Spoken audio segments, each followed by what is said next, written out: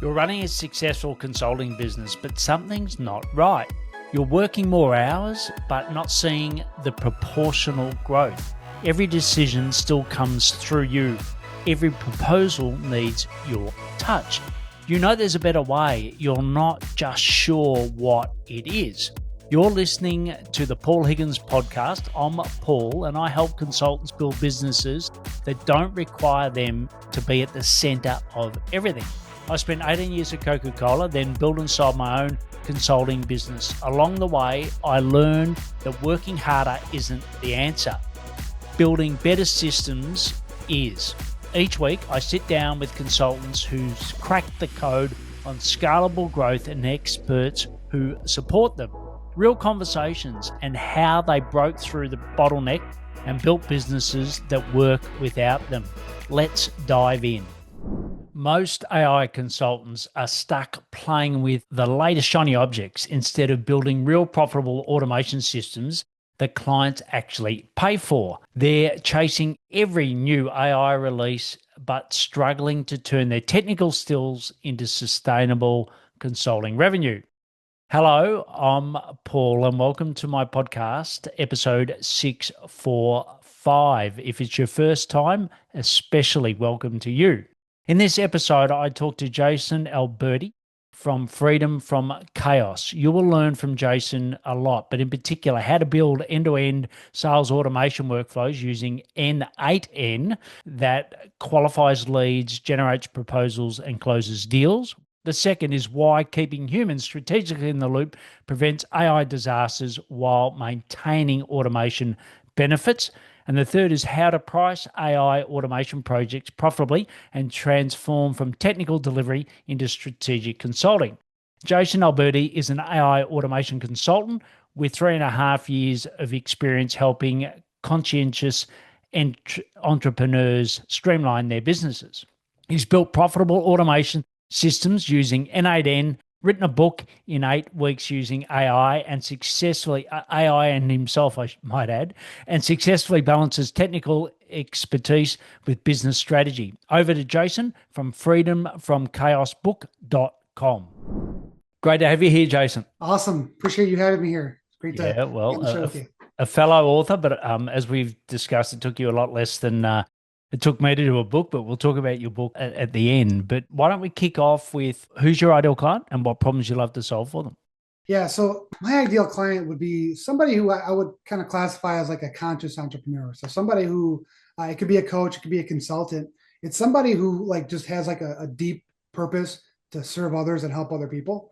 Typically, they're kind of overwhelmed with tech, and I really just help them automate their processes and systems so they can do more of the high leverage things they want to do. So they can make the bigger impact, spend more time with their friends and their family, and just enjoy life. Right? That's the point of it.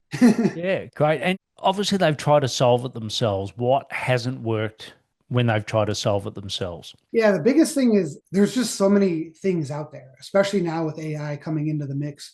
There's just all of these different tools, all these different automations. There's APIs and webhooks and all these Yeah, MCPs. words, MCPs, like all these things that like their zone of genius is helping people, coaching them, consulting them, providing them a service, impacting them. So their zone of genius isn't the tech and the automation. So they're just kind of like getting by, trying to help, focusing on their people and their clients and trying to make it as seamless as possible, but not really understanding it. Yeah, great. Well, I love the book, Good to Great, and I always a little liberal in the way that I say it, but that hedgehog concept I still love. Do what you're best at and don't be the fox. And I think at the moment with AI, we talk about shiny objects and whatever. There's no better time to try to be the fox, right? In other words, there's so many options out there, and it's so easy to get distracted on what the main game is. So I completely agree. If your main game, if it is to help people, stick to that, do what only humans can do. And then, obviously Jason's an example of how you can get the tech sorted. And, if you look from a consultant's point of view, because most people listening to you today, Jason, are consultants. They're either technology consultants or they're AI consultants. Have you got any examples of how you've, helped with freeing up time? Like what's your top ways that you're doing it? Because, there's, we talk about marketing, sales, operations, there's a hell of a lot of areas that you could go on. What are your go-tos? Yeah, I try to make it simple, right? I believe the more you can simplify things, the more you can get done. And I really try to take this approach of figure out what your biggest problem is and the biggest constraint that's preventing you from achieving that problem, and see how you can utilize it. When I look at I think it's such a buzzword, and there's a lot of things that you can do with it. And sometimes the expectations are really high. Like you think it can do all these things, and it's still limited. You still want to have that human in the loop. You still want to have that human touch in it. And again, there's like 15 tools, like you said, with in every different kind of domain. And you're like, I don't even know which one to use. And the reality is simplify it. What is your biggest problem? What are you currently doing? What are your current processes and workflows that you're working on? And what are the tasks that you're doing that are super repeatable? And how Yes. can we plug AI in to kind of relieve some of that stress and that pressure? And so that's where I'd start. Start like looking at your biggest problem. What's the biggest goal you want to get? What's the biggest constraint preventing you from achieving that goal? And then how can we plug AI in to free up some of that time so you have more bandwidth to do the things that you love? Great. And how do you help the client realize what their biggest problem is? It's understanding what they're doing. Like, so what are the workflows? So a lot of times it can be anything from they're spending a lot of time doing research on clients that they're preparing for their calls, right? So Yes. they're doing research on their clients. They're trying to come up with a bunch of information and talking points that they connect with them on. And then after the call, they are creating proposals and spending hours on creating something that looks attractive that they can deliver to their client, right? And it's time consuming. So one of the automations that we build is a process where, okay, you fill out a form on your website, it comes into the AI agent, and then it pretty much pre-qualifies them. It gives you a list of talking points. It does a little bit of research on them, their company, whatever parameters you want to feed into it, their LinkedIn, their company website, all of that kind of stuff. And it kind of gives you some things that you can talk about. It'll bring up some pain points and ideas, and it'll also you can even have it come up with you program it to kind of learn about you as well. And then it really finds some connection points. So some things that you can connect with them and build rapport with them. You have this report. You can also do like lead scoring as well. So you can see kind of how viable based on your parameters of a lead they are. And then you can, if you need to divert them into maybe a different product or something like that, you can do that. But you also have like that awareness going into kind of what that framework is for them. And then after the call, I use a note taker in my consulting calls and everything like that. And once the call is done, the transcript goes into a different workflow, pulls in the report that I made earlier, and then it kind of assimilates all of that into a structured proposal. And I use Google Slides. I use N8N to do the workflows, Yes. and then I use Google Slides as the template for the proposal, and it just kind of maps all the information there. And then at the end of it, I do a couple of tweaks at the end where I just kind of make sure the information looks good, and then save it as a PDF and then send it off to the client for them to review. Great. So we'll break it down into two. So the first one is the problem identification. So it sounds like it's happening on a call. Is that it's predominantly you're asking the client and doing it like a discovery call process. Is that right? Or are they actually, are they sending you information before you have that call to then help diagnose the problem? They're sending information. So we'll have a series of maybe 4 to 8 questions that they fill Yep. out when they book the actual call. Yes. Just kind of some qualifying questions, some kind of see where they're at. Like, what is your current experience with AI? What are you doing? Tell me a little bit about kind of what your biggest problem is and what you're trying to solve with AI and things like that, or automations or technology. And so we grab that information, and then the AI takes their answers and then kind of does the research and assimilates from there. Gotcha. So, and the AI that you're using, is it a custom GDP? Is it a project? Like, tell us a little bit about, not going to the depths of the background, Yeah. but once you get the information, what does it spit into? Yeah, so I use N8N as my workflow. So inside of N8N, they have AI agent nodes. And so then I just use an agent node, and then I connect it to one of the models. Right now, it's typically ChatGPT. And then I have a tool connected to that AI agent that is Perplexity that does the research for all of that kind of stuff. Then sometimes, depending, like as a step before that, I'll use a tool called Appify, which will scrape information about them, their LinkedIn page, website, things like that, and pull some of that information into the AI agent to process all of that. Yeah, great. And the Perplexity, you're using Perplexity Pro, or are you using the free version? I use the API. So inside of Perplexity, you can grab an API key, and it's just a tool that's attached to the AI node inside of N8N. So you can pick what model, and I usually use the Sonar Pro model. Yeah. Yeah. Okay, great. So that's for you. And your experience, how good are people self-diagnosing their problem? Like with the form, so they fill out the 4 to 8 questions beforehand, you get on the call, and then with your experience, like are they close to what they where they should be, or do you often look at it, look at the form, talk to them and you realize, no, they're actually, that's not your problem. It's actually, given my experience, I think it's this problem. Yeah, a lot of times it's diving deep. A lot of times it is what they think the problem is. There's usually something deeply rooted underneath it. So they think surface level, and then usually when you kind of go into the conversation, you're like, oh, wait a minute. Like usually it's oh, I have a lead generation problem. I need to get more leads.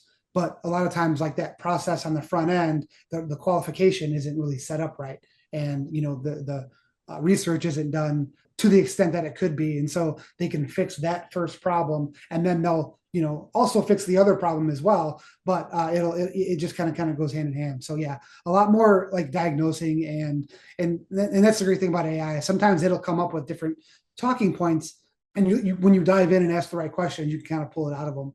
And honestly, sometimes the answers that they put in when they're filling out the form, when they jump on the call, it's a completely different. You're like, you said you were interested in like lead generation, and now you're talking about how you need to, fix, a proposal process or something. So it's kind of interesting to see how sometimes it doesn't align.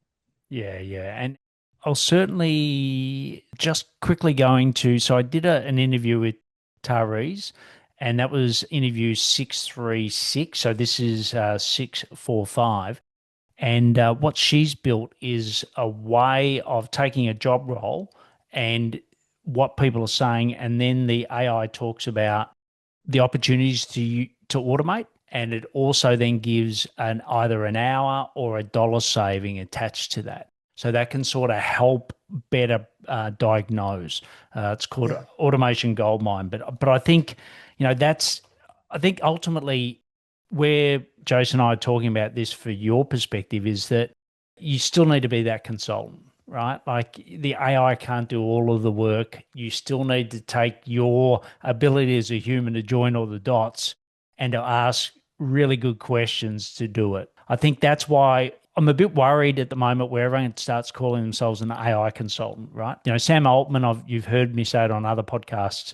Sam Altman said that AI is like a transistor. Everyone thinks it's brilliant when it was invented, but then it just becomes so immersed in the way that we do that you don't think of it again, right? And I think that's the happen. And I think give a really good example there of where you've got to think business and how does the AI help with the business, but it's the business which is the most important thing, not here's a shiny object, I'll show you N8N and this is what it can do. And you talked about for the client perspective, there's a form, there's the assessment, tells a little bit about you, and then there's it comes out with a lead score, etc. So as far as that, are you using N8N once again to create that workflow? Yeah, I use N8N. N8N makes it really easy to kind of pull. Again, it'll usually the transcript will trigger the workflow, and Yes. so it'll pull the transcript. I have a webhook that goes from the transcript. We use TLDV. Fireflies is another option you can use, but then once the transcript's done, it goes right into the webhook and the workflow. And then I have a special agent that goes and we use High Level for our CRM. Yes. So it'll go and it'll grab, like if it has an email address, it'll grab that. If it doesn't, it'll search my GHL for the email address, and then it pulls that link that I have for the previous report that I made, and then it processes that. So it pulls all the information from the report, puts it in the AI agent, takes the transcript and kind of makes sense of it all, and then it comes up with the specific variables that I've set out for the proposal.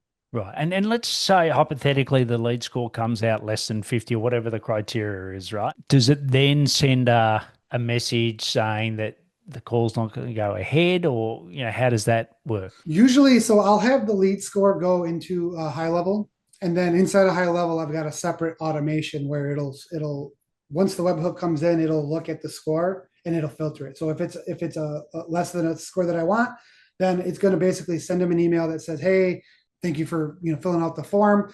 I actually think this is going to be a better fit for you, and we'll give them a couple of resources. And then this is why we're going to cancel your appointment, blah blah blah blah.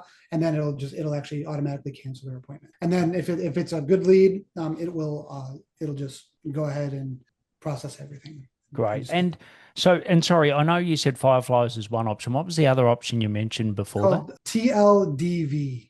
For me, one of the personal bugbears is I use Fathom.video. Fantastic. The founder was on the podcast, and it was that long ago.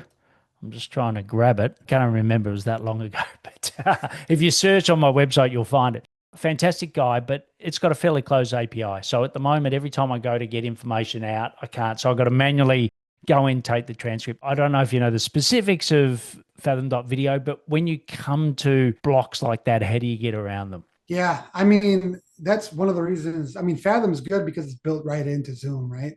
And so it's a great option. But again, like when you have blocks like that, I typically try to find better solutions. Like another one that's really good is Otter. Yes. Otter is good for a lot of note taking. It has a really cool feature where you can open up like a separate tab and it'll give you notes as you're going on the call. So it kind of like it takes notes for you and you can view the notes, which is kind of cool. Otter doesn't have a really good API. It depends on what my purpose is. I want to automate a lot of that front end stuff. So for me, I'm going to use N8N. I want to process, everything in a automated way. So then I got to find a solution that's going to work. And funny enough, TLDV is pretty good. That also doesn't have like a direct API that's connected, but it does have an integration with Zapier. Right. So I have to go in a roundabout way where it'll automatically send a webhook to Zapier, and then Zapier just sends the information right into N8N. I try to find workarounds for things, but usually when I'm working with companies, I really try to use solutions that they're already using rather than trying to push a different solution on them, right? So if they're using Fireflies, we'll find a way to get Fireflies in. If they're using something like a Fathom or like an Otter even, then it's kind of like, okay, let's see what we can find and what the limitations are. Because of these limitations, I'm going to suggest something like a Fireflies. Great. And as far as the way that you're pricing at the moment, so if you look at, the example of that's the sales workflow, right? Pricing based on a fixed hourly rate. Are you pricing based on maybe a percentage of the upside? Like how are you pricing to clients for putting that in at the moment? Yeah, that's the $1 million question, right? Because pricing can be, especially when you're doing a lot of these type of projects, there's a lot of just variables that go into it, depending on what CRM they're using, what other softwares they're integrated in their system. So it really depends, but it's typically by a project basis. Usually it's like custom pricing based on kind of what they're offering, what they're using. If it's something that's, if all they want is just like, a connection to like Airtable and maybe some Google Sheets, and maybe some Google products, and then a couple of like just kind of very basic type of connections, then it's then it can be more reasonable. If they've got like some off-brand API, then we need to do a little bit more research. We kind of try to look at it and see, okay, what is the scope of the project, and what is the time that it's going to take to really research some of these things that maybe we haven't encountered based on what they're using. So understanding their workflow and their process and their tech stack is extremely important. And then we just kind of go from there and then price it based on that. But usually it's project based.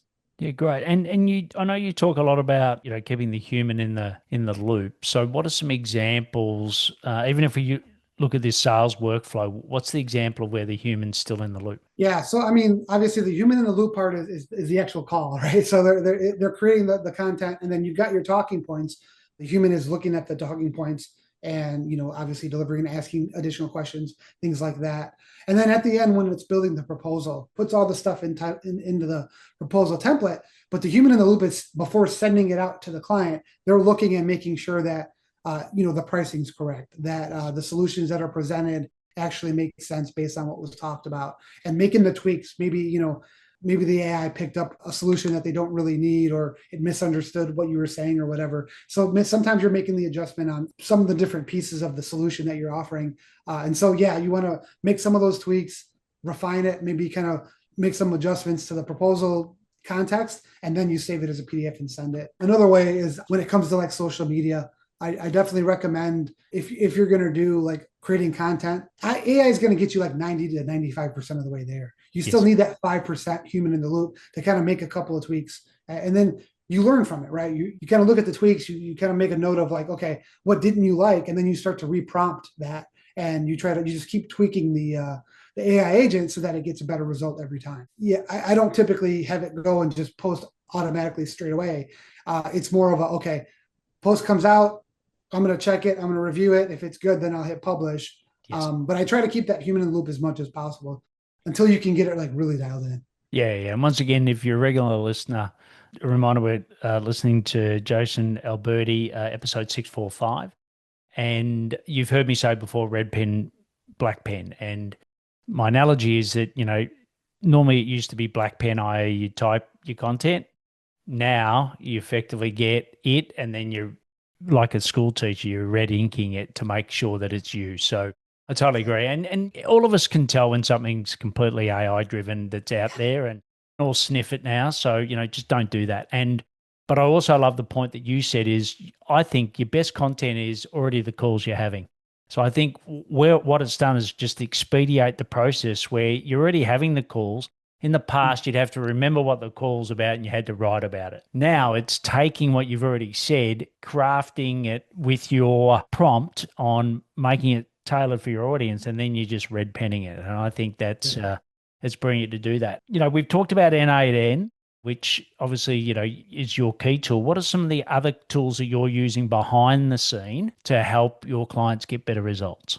Yeah, I mean, I use, well, ChatGPT just came out. So, ChatGPT 5 just came out Five, today. yes. So, I haven't really played with that a whole lot. I use ChatGPT or Claude quite a bit for like a lot of strategy stuff. A lot of times, sometimes, I'll grab a transcript, even though I have the AI do all of the stuff. Sometimes I double check it. Yes. So sometimes I'll grab the transcript and I'll say, hey, give me a better version of this, that, or pull out some of the key points or whatever, and then I'll kind of match it up to the proposal and things like that. A lot of times, I'm doing a lot of the research on it too. So sometimes when we come up to a client that has maybe a software that I haven't worked with directly, then I'm throwing that software and I'm really trying to create like a massive guide to help. Yeah, I look at the API documentation and all that kind of stuff, but then I just have the like ChatGPT or Claude kind of give me a bunch of information and step-by-step guides on how I can best utilize that software to connect it with N8N or whatever I'm doing with it. I'm using it a lot for strategy, kind of like outside stuff. So definitely that. And then I use Apify if I need to scrape any data. That's another tool that I use. Perplexity I use a lot for like research, whether it's, natively or inside of like an N8N node. And then, I mean, high level is going to be my main CRM that I use to kind of bring everything together. Yeah, and I think it was it was 2 episodes ago. So 643, actually, they had Rob and Alex on the Oh, nice. podcast, who's one of the co-founders of Go High Level. So you can go back and listen to that. I love High Level. What I don't love is LinkedIn having a closed API. And I know that I've even spoken to you about how do we get someone from LinkedIn directly into to Go High Level. It's still a gap. I don't know if you've been able to solve that yourself. To a degree, it just kind of depends on, there's scrapers on Apify that you can pull a lot of the data, but you don't have access to like the email and the phone number and things like that, right? When you go in there and you're a friend and you click on the contact, the APIs don't typically allow you to get a lot of that information. There are some that will do like lead enrichment. So they'll go out there and they'll find what could be, an email. What it typically does is something like, it'll look like one of the companies that are in your profile, and then it'll find your name and be like Jason at company, domain. You know what I mean? That's not like I was testing it on myself. I have my Gmail on there, and so it didn't pull my Gmail. It pulled a completely different email that I had. I mean, it verifies it and everything, but not even one that I really use on a regular basis. So it was kind of interesting for that. But yeah, you can get somewhat of the way there. I think there are probably services that you can pay that can get more of that information. Yeah, it's anyway, I'm talking to like Surfy's fantastic. We used to use that. They're still on our resources page, which is Surf with an E on the end of it. And they're brilliant for Copper, HubSpot, Pipedrive, etc. It's great, but unfortunately they're not expanding. Looking for a solution. You talked about some of those tools. I know I personally have, tried to use N8N, like get Claude as an example to help me with N8N, and I've always come to a intersection. I just haven't got it to work right. When you're doing the N8N, can you take a discovery call, put it into an LLM, and then it actually then helps you build N8N, or are you building your N8N based on your knowledge base that isn't helped by AI? It's kind of a mix. It's, so it depends on the workflow. A lot of times it is by knowledge that I have, but a lot of times what I'll do is I'll kind of map out like a general kind of idea of what I want the workflow to go. The more and with AI, the more context you give it, the better the result you're going to get, right? Yes. Garbage in, garbage out. I try to give it as much information about the tools that I want to use and all that kind of stuff. And a lot of times I'll put it in there and I'll kind of have it map out like a generic workflow. And then I'll take that and I'll just kind of duplicate it. Because a lot of what you're saying, like if I have it create like a JSON file and I import it, it doesn't create the greatest results, Yes. at least not yet. So a lot of times, sometimes I'll do that. And then sometimes I'll go in there and I'll just kind of take the pieces and I'll build it on my own. And then a lot of times what I'll do is if I get stuck, I'll download the JSON file from N8N and then I'll throw it into like Claude or ChatGPT and I'll say, hey, I'm getting this error. Please help me fix it. And then it'll usually give me some good ideas of what I can do to fix it, what errors I'm running into and stuff like that. So screenshots, actual files, I use that a lot to kind of like troubleshoot and get through some of the tech gremlins that like to come in every once in a while, right?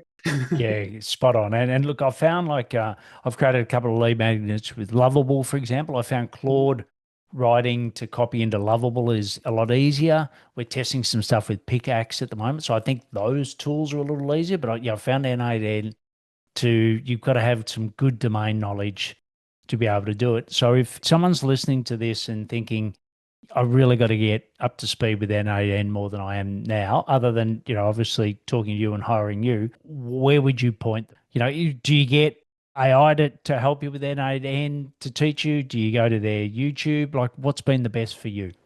YouTube has a lot of channels out there that are pretty good with teaching you different concepts of AI of N8N.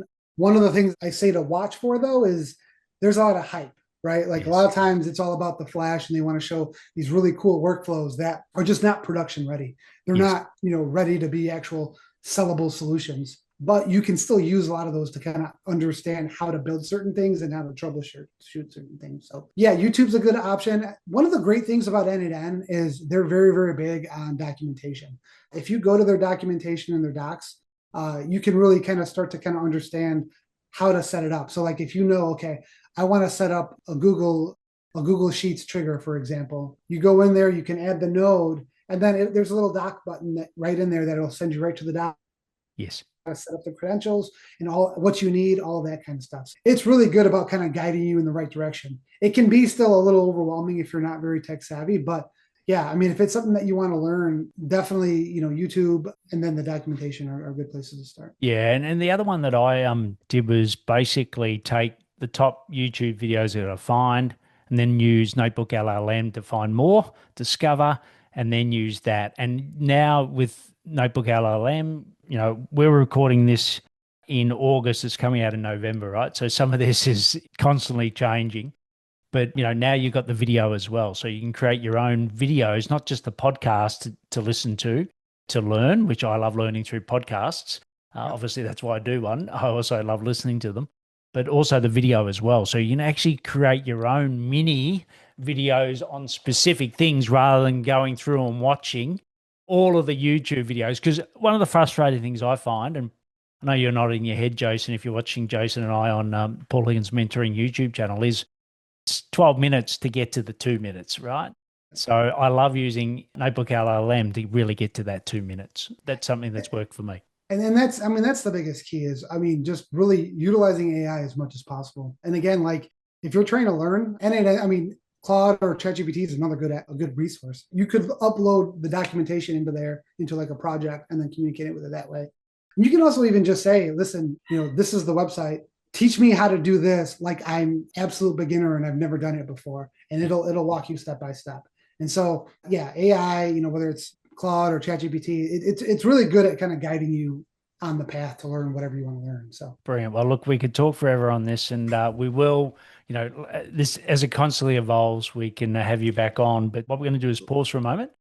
thank our sponsors, and then we'll come back for the rapid fire round. Brilliant execution, terrible strategy. You can solve any client problem, but you're stuck in the same revenue patterns, same deal sizes, same time for money trap. I'm Paul, and I built and sold a 7-figure consulting business, but here's what I've learned mentoring other consultants. The real breakthroughs happen when you combine my experience with live problem solving of people going through exactly what you're facing now. In my group program, Steve works through his VA delegation challenge with Jed.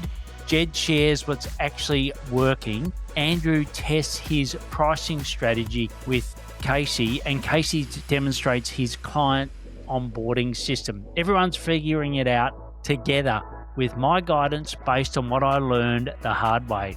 It's not theory, it's real-time strategic thinking with consultants in the trenches plus someone who's already made the journey. Stop grinding alone. Start thinking strategically. Go to paulhigginsmentoring.com/WWM. That's paulhigginsmentoring.com/WWM. All right, Jason, ready for the rapid fire round? Yes, let's go. So we talked about lots of AI, right? But is there any that you enjoy using that we've missed? I guess one of my favorite ones is Suno, which is a music AI type of thing. So it's one of those things where I mean, that's how I got started and really got into AI, was creating music. I figured that I've always been like a lyricist and writing lyrics and stuff. And I figured that I could write the lyrics for, and then AI could create the music for me. And they just came out a few months ago or whatever with their newest version, which was 4.5. And some of the songs that I put in there has been like, wow, that's pretty cool. You've got a lot more control than you used to. And I had fun with it when it first came out. I've got 2 boys, and sometimes we'll kind of write songs together, using ChatGPT and ideas, and then we'll throw it into Suno. And that's the greatest joy for me, is when, they're like, hey, I want to listen to my song that I wrote. And then, or if we're in the car, they're like, hey, Dad, play your song that you wrote with AI or whatever. And it's brilliant. Does it have a marketplace as well where people can buy? If you go to Spotify, there's the name of the artist is JAYI .Rich, capital RICH. Yeah, there's an album on Spotify, and then Awesome. Great. Go to market. So what's been your best go to market strategy? Most of my stuff is coming from like referrals. A lot of times what I do is somebody tells me about, I like to problem solve. So somebody will be like, hey, I've got a problem. And I'll be like, well, let me see if I can fix it. If I can come up with a solution. And usually I'll come up with something for them. And then that's great. And then usually they want to bring me on and do more projects for them. So I've got a couple clients that was like, hey, what are you doing with AI? I'm doing this. And they're like, hey, I need one client that has in the self-help space, and they created a assessment that they wanted just kind of to create like it's called the self-help loop assessment. And they wanted to take that information and then basically pair it up to their frameworks and ideas and provide like a 15, 20 page report to the person who filled it as a lead magnet. Yes. And so we created an AI agent for that. And then now we're doing like a marketing assistant, and we're doing a whole bunch of other projects for them based on just like the one thing that, like, I don't know if this is possible, but like, yeah, we can do it. Yeah. So that's usually a lot about how to it. One of the things that I'm looking at trying to is things like quiz funnels and things like that. So I've got a bunch of experience in digital marketing, and I've built funnels and things like that. So that's probably like the next iteration is probably testing some ideas of, lead magnets or like quiz funnels, things like that. Yeah, great. And I won't go because it is rapid fire, but if you go to paulhigginsmentoring.com, we've got some great examples there of different lead magnets that are built by Lovable, which is a great way to do things. Learn. So where do you go to learn more about growing your business? Most of it is in communities, a bunch of different really good communities out there, masterminds. Really, it's about trying to get around other people that are doing things in the space. Some of them I've joined through like YouTube. Some of them I've just kind of found in the industry on Facebook or whatever, and just joining a lot of these communities and getting around the people that are doing the work. Iron sharpens iron, right? So just kind of getting around those people that are doing it, and you can bounce ideas off of.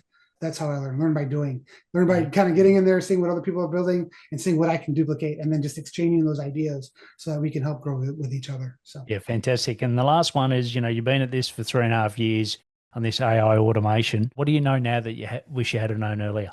I think the biggest thing is I've always been like the jack of all trades. And unfortunately, that makes me the master of none, right? Yeah. So I've always thought that like if I could do a little bit of everything, I'll be more valuable. And yeah, I got a lot done, but the thing that I would change would be to like really go all in on one and do it based on like principle based. Like so for me, it's AI and automations and utilizing technology. But until I figured that out, I would do a little bit of all of these different things. So really focus on one kind of core area, but focus on things that like AI is a good leverage tool. But like if you do something that's such as marketing or such as automations, operations, something that's like kind of a core idea or core principle, that's where you get really good at that. And whatever comes your way, whether it's technology or tools or whatever it is, you're going to have that foundation that's going to allow you to leverage those things. Yeah. And, I always talk about the 5 ones and, one market, one niche or niche, one product or service, one go-to-market, one platform, and then for 1 year is sort of the 5 whys, 5 ones to get to your focus, which we talked about before, which is the hedgehog. We also talked about the fact that you don't just write songs and produce them with the help of AI. You also wrote a book, and it's called freedomfromchaosbook.com, and it'll be in the show notes. And, it really talks about both personal and business ways that you can use AI to make your life better. So go check that out. And the great thing is that, Jason practices what he preaches. It took him about 8 weeks to write his book. Mine, which some of you watching on the video can see in the background, it took me more like a year, and I wrote most of that on dialysis. So, I wish I had AI back then to help me. But freedomfromchaosbook.com will be in the show notes. But Jason, thanks a lot for coming on today and sharing your practical insights into how you're helping businesses with AI and automation. Awesome. Thanks, Paul. I appreciate you having me on here and appreciate the time that you spent with me here. Jason's journey from jack of all trades to focused AI automation specialist shows exactly why the hedgehog concept works, especially in AI consulting. His practical approach of automating sales workflows while keeping humans strategically involved is a blueprint for other consultants like you to follow. Reach out to Jason on LinkedIn and thank him for sharing his consulting journey. Also, check out his book, Freedom from Chaos, and grab the free gift template, which is freedomfromchaosbook.com/free gift, which will be in the show notes. Watch Jason and I on YouTube at the Paul Higgins Mentoring channel, and please subscribe if you love what you hear and see, and I'll see you next time on my podcast. What stood out to you from today's conversations? Look, building a consulting practice that doesn't resolve around you isn't easy, but it's possible. The consultants and the experts I interview have proven that. Every week I share insights from those conversations, practical strategies from people who've actually done it or help others do it. If you want to learn more from this experience, get my newsletter at paulhigginsmentoring.com/newsletter. Just practical stuff from consultants who's figured it all out. And if this was helpful, share it with another consultant. We're all trying to crack the same code. Thanks for listening.